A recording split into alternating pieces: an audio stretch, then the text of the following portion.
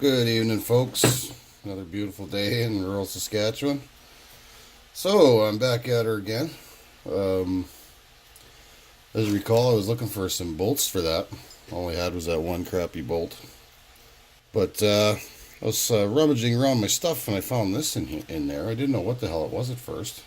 And then it dawned on me it was a freaking die holder. So actually I bored it out to fit my own dies. Oh, nice and tight. So I decided to make my own screws. Since I got a milling attachment now and everything. Yeah, well, as you can see, I already whipped one up already. Well, I threaded it anyway. I didn't get to the head squaring part. This is actually my first time turning in between centers. So that was a interesting little endeavor. So yeah. I guess we'll head to the lathe and start turning one down. Alright, so bear with me. Trying out the new carriage cam. It might be a little shaky. I'm going to do this so fast, you're not even going to notice.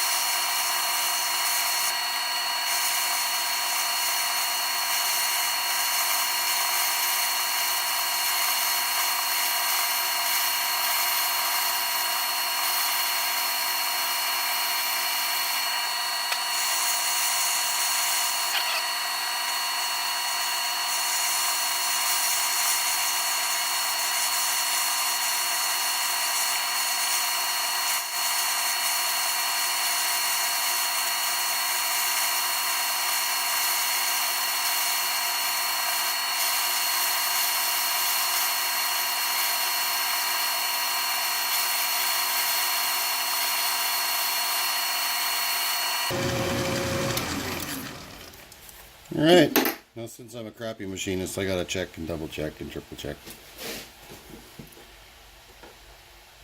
Not super crappy, I'm getting there.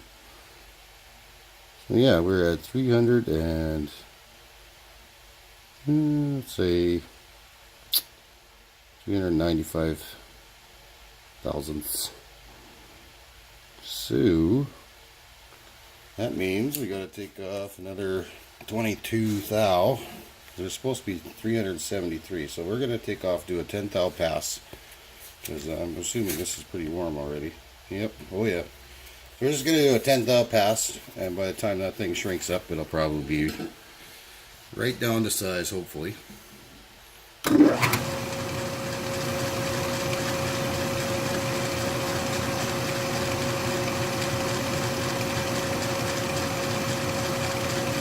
Plus this little tidbit right here, that's probably a thou in and of itself.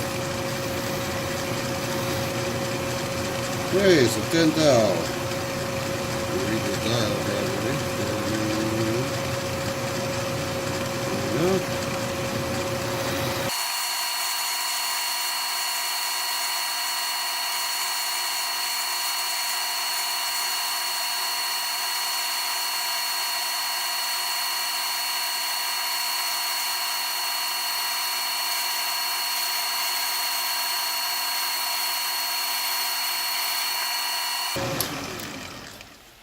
Alright, let's check out the dimensions. Should be at about 375. Yep, bang on. Actually, she's right on the money. A little on the small side, to be honest, but by 1 thou. That's okay. That'll be just fine. That should be just fine. Alright, well, since I'm here and all doing in between centers, there is one more little jobby I can do. Nope, I stand corrected. I was actually going to redo this drawbar, take this down to 373 thou and tap that or die that to 3/8 and lop this off, because I did make a nut for it that will actually go inside the spindle and catch that anyway. Or even, just leave it on there. It's not a big deal. But I know I gotta center this better. because the vibration issue with that running that end mill was a pretty there's a lot of vibrations in there. I got to find out what the imbalance is, and I know that this is cockeyed. Like, you can see it in the camera. It's so bad. It's pretty bad. And that was just a freehand die. That's where I ran into this thing. Like, it's actually, I didn't use it on this one, obviously, but it did work really good. So that's what I'm planning on doing, is getting that in gear. There we go. That's how that goes in there. But yeah, so now I'm going to start my bolts. I'll get the 3-jaw up there for now. Start my bolts with this. And I'll probably put in, last time I did most of that thread in back gears, and I just held on to this. This is small enough that it clears the ways. If I have to let it go, then it'll just, it won't tear my hands off. Alright, so I'll get set up again. And let's dye the shit out of some stuff. Alright, I'm back this way up here. I think the carriage cam can stay right where it's at. Oops. Oh, this is an ordeal. That's the way. There we go. Oh, this is what I did late yesterday. Stuck that in there. Try to give her a wiggle just to make sure she's looking relatively sort of straight anyway. Doesn't have to be perfect as long as that die goes on there straight.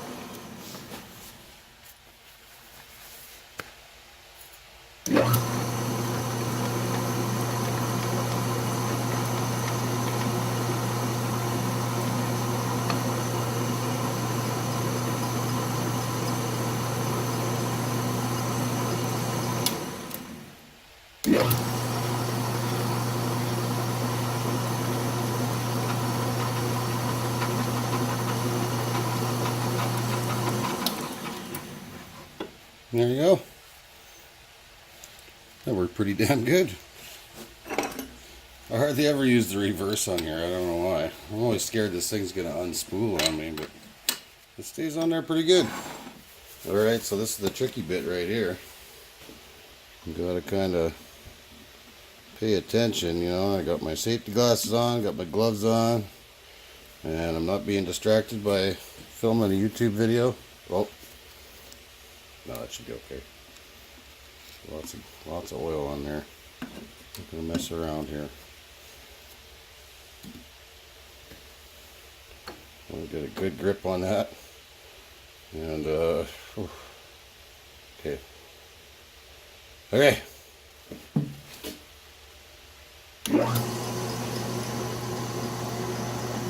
Got her in back gears. And like the nice thing about this, if I have to let it go, for whatever reason, I'll probably just do a bit and back it all the way off again. I just let it go, and it's not going to hit the ways and get screwed up or anything. And just shut her off. So it's relatively safe.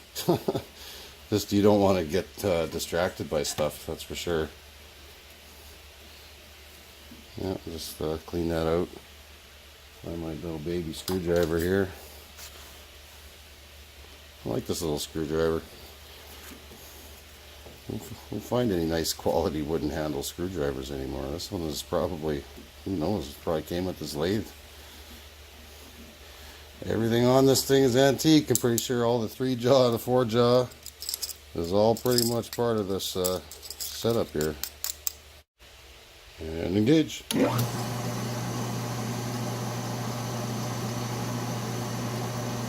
Honestly, I think I'd break this damn little wrench before it before it actually hurt anybody.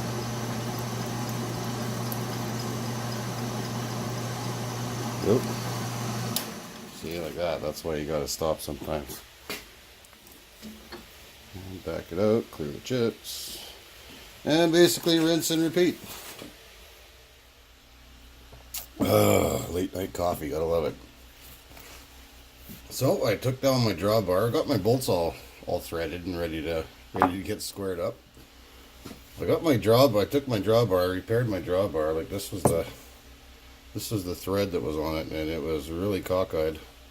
It wasn't very good. Neither was the 1/2 inch one on the other side. So what I did, I made a different type of nut, I guess you call that.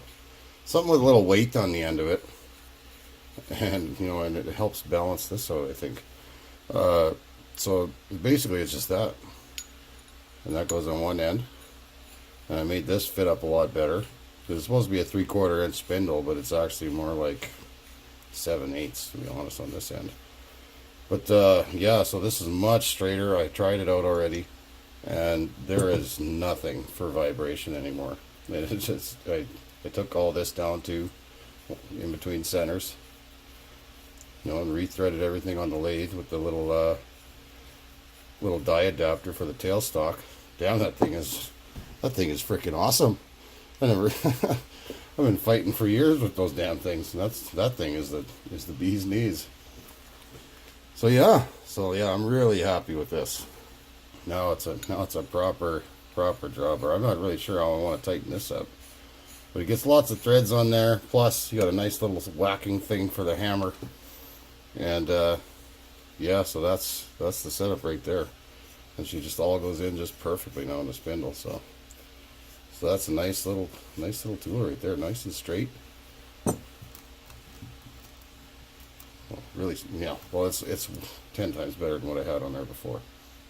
In any case, so there we go. So you should be ready next time to make one of these, whatever this is going to be. Feel really good about this. I really like this end piece too. That's a nice little shiny thing. Another little bauble. This is actually a remnant of the Son of a Bauble videos. One of the things that just didn't pan out. But I don't know, I got a pretty good little scrap pile over there that I've been holding on to for just such occasions. And yeah, so that worked out really good. I was going to use that for it. That was the original bauble. But I turned it on the 3-jaw, and I'm like, well, shit, that's not going to be centered, and I got to take it out and check it and blah, blah, blah. So yeah, you can't really move your work in the 3-jaw. So yeah, it was a pretty damn good night, actually. Lots of threading done. Getting good at that. I was really happy how those little bolts turned out. That's going to look kick-ass in the old vise that are on there. Right. Well, sweet deal, folks.